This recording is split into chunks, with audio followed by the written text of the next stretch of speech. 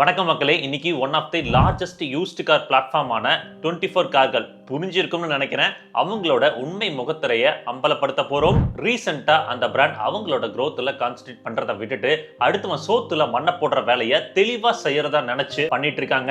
சின்ன சின்ன டாக்குமெண்ட்ஸ் தான் மறைக்கிறாங்கன்னு பார்த்தா இன்னைக்கு அவங்களோட வளர்ச்சி ஒரு சில டாக்குமெண்ட்ஸோட ஃபோர்ஜரியில ஆரம்பிச்சு இப்ப முழுசா கிட்டத்தட்ட ஒரு டோட்டல் லாஸ் ஆன Volkswagen Polo காரையே ஆக்சிடென்ட் ஃப்ரீன்னு சொல்லி விக்கிற வரைக்கும் வந்திருக்காங்க. சரி வாங்க முழுமையா இன்னைக்கு இந்த 24 மணி நேர கார்களை பொளக்க ஆரம்பிக்கலாம். சோ ஃபர்ஸ்ட் யாரு இந்த 24 மணி நேர கார்கள்னு தெரிஞ்சுப்போம். இவங்க ஒரு கார்ப்பரேட் பிராண்ட்ங்க. யூஸ்டு கார்களோட பையிங் அண்ட் செல்லிங்ல ஒன் ஆஃப் தி லார்ஜஸ்ட் பிளாட்ஃபார்மா இன்னைக்கு தேதியில இந்தியால இருக்காங்க. 140+ points inspection, 7 days return policy, accident free cars, free RC transfer, இது எல்லாமே இருப்பதால used car market buying and செல்லிங்ல இவங்க ஒரு புரட்சியவே ஏற்படுத்த போவதா கிளைம் செஞ்சுக்கிறாங்க. நீங்க உருட்டுங்க சார், உங்க வாய் உங்க உருட்டு அப்படின்ற மாதிரி செம்ம மார்க்கெட்டிங்க. பட் கிரவுண்ட் லெவல்ல இந்த பிராண்ட் மேல கன்சியூமர் சொல்ற கம்ப்ளைண்ட்ஸ் பெங்களூர் டிராபிக் போல ஸ்டாக் ஆகி கொண்டே தான் இருக்கு. ரீசெண்டா அங்க நடந்த Volkswagen Polo ஸ்கேம் பற்றி யோசிக்கிறப்போ இவங்களெல்லாம் கேட்க ஆளே இல்லையா அப்படின்ற மாதிரி தான் தோணுச்சு. லிங்க்டின் அண்ட் மற்றும் பல கார் ஃபோரம்ஸ்ல வைரலாகி வர கிரிட்மேன் பவர் பிரைவேட் லிமிடெடோட CEO மிஸ்டர் அருண்குமார் போட்ட பதிவை பற்றி முழுமையா பார்ப்போம். இந்த 24 மணி நேர கார்களை நம்பி 2017 Volkswagen Polo 1.2 லிட்டர் பெட்ரோல் காரை 5.5 lakhsக்கு மிஸ்டர் அருண்குமார் பர்ச்சேஸ் பண்ணிருக்கார். அந்த காரை பை பண்றப்போ அது பல இன்ஸ்பெக்ஷன் செஞ்சு பெர்ஃபெக்ட் கண்டிஷன்ல இருக்கிற ஒரு ஆக்சிடென்ட் ஃப்ரீ கார்னு சொல்லி தான் வித்திருக்காங்க. பட் லேட்டர் ஒரு சில காலம் கழிச்சு தான் அந்த Volkswagen Polo கார் மேல 2 மேஜர் இன்சூரன்ஸ் கிளைம்ஸ் நடந்திருக்கு அப்படின்ற விஷயம் புரிய வந்திருக்கு. ஒரு கிளைம் 3,68,000 ரூபாய், இன்னொன்னு 1.15 lakhsங்க. சோ மொத்தம் 4.84 lakhsக்கு இன்சூரன்ஸ் கிளைம் செய்யப்பட்ட ஒரு மேஜர் ஆக்சிடென்ட் ஆன வண்டியை 5.5 lakhsக்கு வித்திருக்காங்க இந்த 24 மணி நேர கார்கள். ஷாக் ஆகி டிஸ்ட்ரிக்ட் கோர்ட்ல இத பத்தி லீகல் கேஸ் ஃபைல் பண்ண மிஸ்டர் அருண்குமாருக்கு கேஸ் டிஸ்மிஸ் செய்யப்பட்டதுதான் மிச்சம். ஒரு கார்ப்பரேட் கிட்ட லீகல் டீம் ரொம்பவே ஸ்ட்ராங்கா தான் இருப்பாங்க. பட் நியாயம் கிடைக்க மிஸ்டர் அருண்குமார் ஹை கோர்ட்ல ப்ரொசீடிங் செஞ்சு போராடித்தான் வரார். 140 பாயிண்ட் இன்ஸ்பெக்ஷனா இவனுங்கெல்லாம் செருப்புல தான் போடணும். கஸ்டமர் கம்ப்ளைண்ட்ஸ் ஆன் கார்ஸ் 24ன்னு கூகுள்ல போட்டா வதன்னு அத்தனை வருது. அரசாங்கம்லாம் ஒழுங்கா இருந்திருந்தா ஏங்க இப்படி கண்டவன் வந்து நம்ம சாமானிய மனிதனோட சோத்துல மண்ணை வாரி போட போறான்?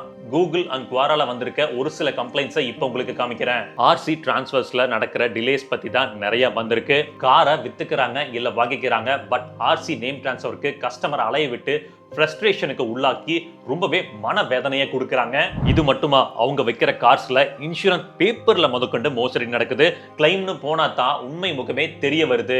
ஆக்சிடென்ட் ஹிஸ்டரி இருந்தாலும் டேமேஜஸ் இருந்தாலும் அதை மறைச்சு காரை வித்துட்டுறாங்க. ஒன்ஸ் காரை பை பண்ணிட்டா கஸ்டமரை மதிக்கிறதே இல்லைங்க. இதுல அவங்க கொடுக்கிற warranty and service support claim எல்லாம் முழுக்க பித்தலாட்டமா தான் போயிட்டு இருக்கு.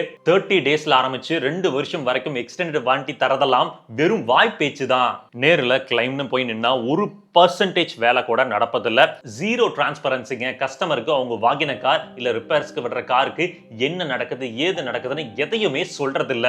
இதெல்லாம் சேர்ந்துதான் அவங்க மேல ஒரு பெரிய கன்சர்னை உருவாக்குது. கன்சியூமர் ரைட்ஸ் வயலேஷன்ல கிங்கா இருக்கிற இந்த 24 மணி நேர கார்ப்பரேட் பிராண்டை முழுமையா புறக்கணிப்பது எல்லாத்துக்குமே நல்லது. ஏன்னா ஒரு சாமானிய மனிதனால இங்க போராடி லீகலா கோர்ட்ல ஒரு கார்ப்பரேட்டை ஜெயிக்க முடியுமான்னு கேட்டா ரொம்ப கஷ்டம் தான். நீங்க யூஸ்டு கார் வாங்கலாம்னு இருக்கீங்கன்னா நீங்க தெரிஞ்சுக்க வேண்டிய முக்கியமான ஒரு சில விஷயங்களை சொல்றேன், வாங்க பார்க்கலாம். ஃபர்ஸ்ட், நீங்க வாங்கக்கூடிய காரோட இன்சூரன்ஸ் ஹிஸ்டரிய கீழே கொடுத்திருக்க இந்த போர்ட்டல்ல மறக்காம செக் பண்ணிக்கோங்க. அடுத்து ஆர்டிஓ ஆப்ஸ் ஆன எம் பரிவாகன் தென் கார் இன்ஃபோ போன்ற மொபைல் அப்ளிகேஷன்ஸை பயன்படுத்தி ஒரு காரோட ஓனர்ஷிப் அண்ட் இம்பார்ட்டன்ட் டேட்ஸை தெரிஞ்சு வச்சுக்கோங்க. அதன் பின் சர்வீஸ் ஹிஸ்டரி, இதையெல்லாம் மேக்ஸிமம் 24 மணி நேர கார்கள் மாதிரி ஒரு சில பிராண்ட்ஸ் ஃபோர்ஜ் பண்ணி தான் கொடுக்கறாங்க. சோ எந்த பிராண்ட்ல கார் வாங்குறீங்களோ அந்த பிராண்ட் சர்வீஸ்ல இருக்கக்கூடிய ஒரு ஆளை பிடிச்சு அந்த சர்வீஸ் ஹிஸ்டரிய கிராஸ் வெரிஃபை பண்ணிப்பது ரொம்பவே நல்லது. ஒண்ணும் இல்லைங்க, உங்க பொண்ணுக்கோ பையனுக்கோ ஒரு வரன் பாக்குறீங்கன்னா பேக்ரவுண்ட் எவ்வளவு தெளிவா விசாரிச்சு முடிவெடுக்கிறீங்களோ அதே மாதிரி ஒரு யூஸ்டு கார் வாங்குறப்பவும் பேக்ரவுண்டை வெரிஃபை பண்ணுவது ரொம்பவே சரியா இருக்கும். 24 மணி நேர கார்களை நம்மளால லீகலா ஃபைட் பண்ண முடியாட்டியும் கன்சியூமர் ஆகிய நாம அந்த பிராண்டை முழுமையா புறக்கணிச்சா ஆட்டோமேட்டிக்கா ஷட் டவுன் பண்ணிட்டு கடையை சாத்திட்டு கிளம்புற நேரம் வந்துரும். வரும். அடுத்து சுழல் பிராண்ட் பத்தின எபிசோட் தாங்க.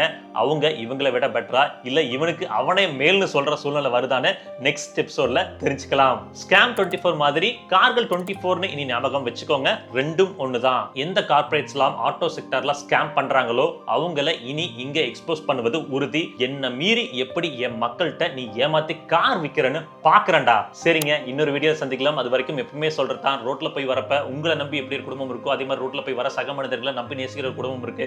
அதை சதைச்சிட வேணாம். பொறுப்பா போய் பொறுப்பா வாங்க. Tata, take care, bye bye.